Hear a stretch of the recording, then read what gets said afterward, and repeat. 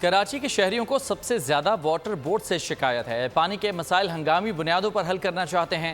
Mayor Karachi Murtaza وہاب نے کہا کہ پانی کی منصفانہ تقسیم چاہتے ہیں۔ کوشش ہے کہ واٹر بورڈ کو غیر سیاسی طور پر چلا سکیں۔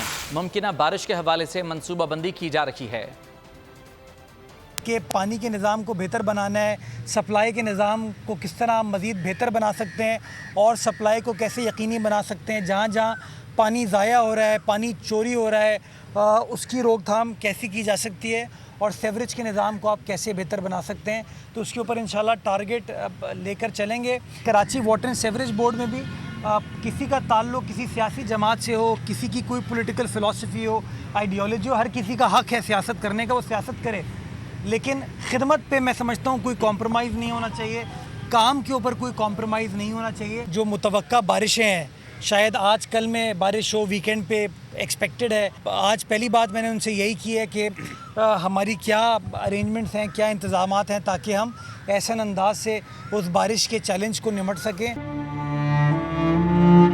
عوام کے لیے ایک اور مشکل، آٹے کی عدم دستیابی پر عوام پریشان۔ شدید گرمی میں یوٹیلیٹی سٹورز کے باہر لمبی لمبی قطاریں۔ بول نے نبھائی صحافتی ذمہ داریاں، پہنچائی گھر گھر یہ آواز۔ اسلام آباد کے یوٹیلیٹی سٹور سے سستے آٹے کا حصول شہریوں کے لیے خواب بن گیا۔ بول نیوز حقائق سامنے لے آیا ہے۔ آؤ مل کر آواز اٹھائیں، پاکستان کو بدلیں بول کے ساتھ۔ بول بنا عوام کی آواز۔ عوامی شکایت پر بول نے کیا متعلقہ اداروں سے مطالبہ۔ صبح 6 بجے سے آ کر یہ لوگ آٹے کا انتظار کرتے ہیں۔ 7 بجے آئی ہوں اور نہیں مل رہا ہے آٹا، پیسے نہیں ہوتے تو ادھارے لے کر آتی ہوں۔ وہ کہتے ہیں جی 7 کھجور لازمی لیں، ہمارے پاس آٹے کے پیسے نہیں ہوتے تو کھجور کہاں سے لیں؟ کیونکہ بول ہے پاکستان کا نمبر 1 نیوز چینل۔ سبسکرائب کریں اور بیل دبائیں تاکہ کوئی خبر رہ نہ جائے۔